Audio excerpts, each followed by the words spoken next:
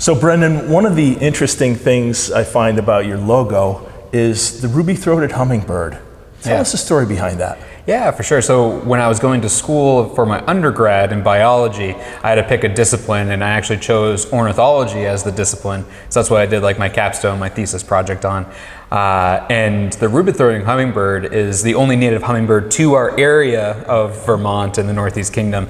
And it's a very beautiful bird, so it's obviously very appealing to look at. But for us, it's also kind of our mission statement as well. So there's a lot of characteristics of the ruby-throated hummingbird that we wanted to translate into the company as well. Okay. So the first is that it's usually a very hungry bird, so it has a very high metabolism, so it has to constantly keep feeding in order to maintain that metabolism. So that's kind of the first aspect, is just remaining hungry as a business and striving for bigger and better things. It's also a very agile bird, so it's one of the only birds that can stop on a dime, fly backwards even, change directions, and so that's just being agile for the company in the kind of market that we're in, so just being willing to change pace and try different things. So that's kind of the second thing. The third is that it accomplishes big feats by going all the way down to the Gulf of Mexico for its migration season. So it's over 1,300 miles.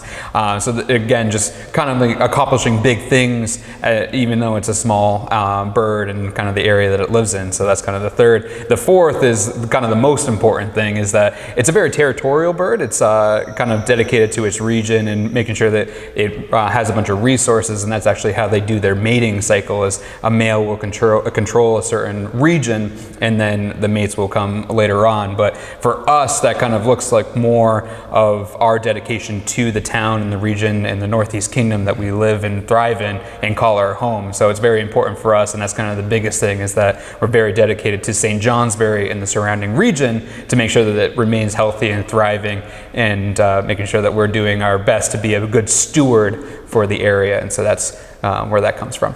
Excellent inspiration. Yeah.